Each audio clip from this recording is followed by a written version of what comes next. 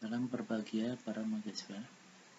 Kita ketemu kembali pada materi Pancasila sebagai ideologi negara. Sebelum kita membahas masalah Pancasila sebagai ideologi negara, sebaiknya kita pahami dulu tentang pengertian ideologi. Ideologi berasal dari dua kata, yaitu ide, artinya gagasan, cita-cita, cara berpikir, atau konsep, atau pengertian dasar. Yang kedua, logos, artinya ilmu atau pengetahuan.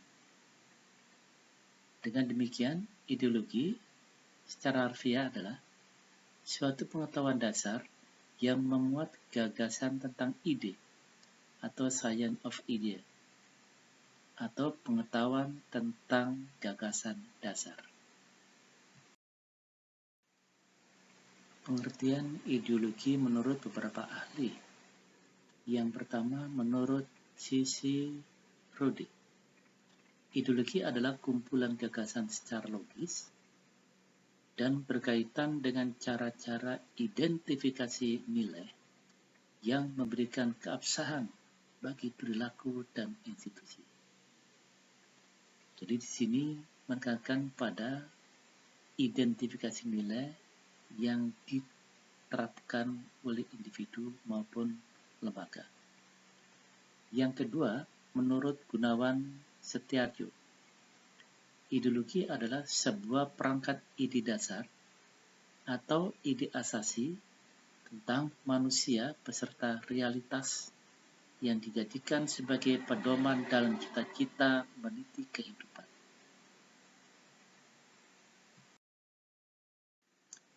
Yang ketiga, menurut Alfian, ideologi adalah sebuah pandangan dan sistem nilai yang bersifat menyeluruh serta mendalam tentang hakikat dan cara-cara sebaiknya dilakukan. Dari beberapa pengertian di atas dapat disimpulkan, ideologi adalah suatu kumpulan ide dasar, keyakinan, serta kepercayaan yang bersifat sistematis, dengan arah dan tujuan yang akan dicapai dalam kehidupan.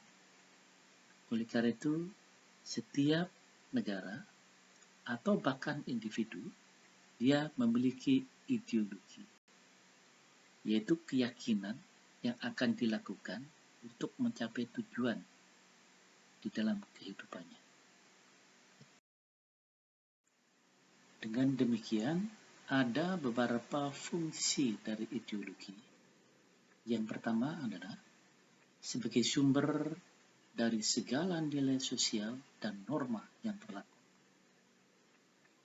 Kedua, sebagai pemberi motivasi dan inspirasi bagi individu, sebagai upaya mencapai tujuan dalam hidup. Tiga, sebagai pemandu baik individu untuk menentukan jati dirinya. 4. Sebagai pemandu tindakan dan perilaku sosial individu dalam masyarakat. 5. Sebagai sarana guna mengisi kehidupan manusia secara individu dan kolektif. 6. Sebagai kekuatan yang mampu menggerakkan pemikiran individu untuk berpikir dalam suatu koridor tertentu. 7. Sebagai jembatan yang mengendalikan kekuasaan antara generasi tua dengan generasi muda. Sekarang tujuan ideologi. Yang pertama adalah untuk mengarahkan suatu kelompok masyarakat menuju cita-cita bersama. Setiap individu, setiap masyarakat pasti mempunyai cita-cita. Demikian pun negara punya cita-cita yang tertuang di dalam ideologi. Maka cita-cita itu perlu dicapai secara bersama-sama. Yang kedua, untuk menjadi pedoman dalam membangun peradaban masyarakat. Pedoman di sini adalah sesuatu yang perlu dilihat. Di dalam membangun, pasti mempunyai suatu pola. Pola itu tertuang di dalam ideologi yang akan dicapai. Ketiga, untuk mempersatukan berbagai kelompok masyarakat dalam satu naungan. Yang keempat, untuk menawarkan perubahan dengan pemikiran yang normatif. Berikutnya adalah ciri-ciri ideologi. Yang pertama, bersifat mengikat dan sistematis. Siapa yang diikat adalah seluruh warga negara. 2. Mempunyai derajat dalam berbangsa dan bernegara. 3. Dianut oleh individu menuju kolektif. 4. Digunakan untuk mewujudkan cita-cita yang ingin dicapai secara bersama. 5. Dipertahankan dan diperjuangkan secara berkelanjutan. Maka ideologi di suatu negara harus dipertahankan dan diperjuangkan. Para mahasiswa, ada beberapa ideologi yang berkembang. Yang pertama adalah ideologi liberalisme. Yang kedua, ideologi sosialisme. Kemudian ada ideologi komunisme dan ada ideologi agama. Dan masih banyak lagi ideologi-ideologi lain yang dianut oleh beberapa negara. Sekarang tugas Anda adalah carilah ciri-ciri ideologi tersebut dan negara mana saja yang menggunakan ideologi itu. Baiklah para mahasiswa, kita melihat ideologi Pancasila. Banyak ideologi yang berkembang di dunia ini. Tetapi mengapa Indonesia menggunakan ideologi Pancasila? Untuk menjawab pertanyaan ini memang beragam.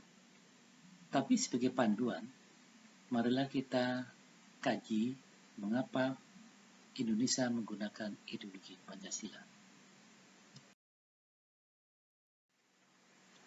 Ideologi Pancasila adalah merupakan kumpulan nilai dan norma yang menjadi landasan keyakinan dan cara berpikir untuk mencapai tujuan dengan berdasarkan 5 sila di dalam Pancasila. Sila pertama adalah ketuhanan yang Maha Esa. Sila ini membawa bangsa Indonesia untuk bebas memeluk agama. Yang jelas bahwa agama mempunyai panduan khusus. Antara agama yang satu dengan agama yang lain mempunyai kitab panduan yang berbeda. Inilah menunjukkan bahwa kita manusia yang bertuhan.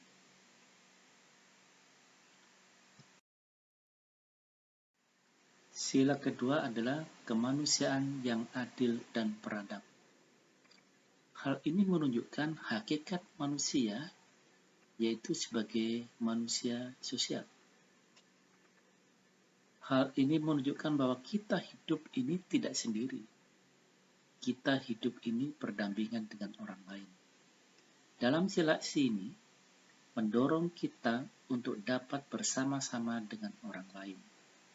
Sebagai hakikat manusia sosial, maka kita harus menghormati orang lain, menghargai orang lain, menghargai pendapat orang lain, dan lain sebagainya. Sila ketiga adalah Persatuan Indonesia. Sila ini menunjukkan bahwa di Indonesia terdiri dari beraneka ragam. Beraneka ragam ini ditunjukkan oleh agama, suku, budaya, latar belakang ekonomi, latar belakang pendidikan, status sosial, dan lain sebagainya. Dengan banyaknya perbedaan ini dan keragaman ini, tidak menutup kemungkinan muncul berbagai masalah. Untuk itu, sila ini memberikan pedoman bagi kita untuk bersatu, walaupun beraneka ragam. Sila keempat adalah kerakyatan yang dipimpin oleh hikmat kebijaksanaan dalam permusyawaratan perwakilan. Sila ini menunjukkan bahwa manusia itu tidak mungkin lepas dari suatu masalah. Karena Indonesia itu negara yang heterogen, tentu masalah itu muncul di berbagai kalangan. Untuk menyelesaikan masalah itu, perlu duduk bersama dan dibicarakan bersama, disepakati bersama. Inilah yang seringkali disebut musyawarah. Sila keempat ini adalah pencerminan dari demokrasi. Sila kelima adalah keadilan sosial bagi seluruh rakyat Indonesia. Sila ini menunjukkan bahwa dengan keadilan dalam menangani suatu masalah dan kegiatan, maka lebih mudah untuk mencapai tujuan yang dicita-citakan di dalam ideologi Pancasila. Yang berikutnya kita bahas Pancasila sebagai ideologi terbuka. Kata terbuka bukan berarti Pancasila bisa dirubah atau diganti dengan ideologi lain. Terbuka di sini menunjukkan bahwa penjabaran nilai-nilai yang terkandung dalam Pancasila bisa berkembang sesuai dengan perkembangan zaman. Nilai-nilai Pancasila ini sebenarnya sudah ada sejak zaman kerajaan-kerajaan dulu. Dan nilai itulah yang diambil sebagai nilai-nilai yang terkandung di dalam sila-sila Pancasila. Maka oleh karena itu, Pancasila sebagai ideologi terbuka bisa dikatakan sebagai ideologi yang fleksibel. Keterbukaan ini juga terletak pada pengalaman dan pengembangan dalam kehidupan praktis dalam masyarakat. Para mahasiswa, demikianlah materi Pancasila sebagai ideologi negara. Tentu materi ini tidak begitu banyak. Untuk itu, Anda pelajari materi Pancasila sebagai ideologi negara ini dari berbagai sumber. Kemudian Anda kerjakan tugas ini dan Anda kumpulkan ke email.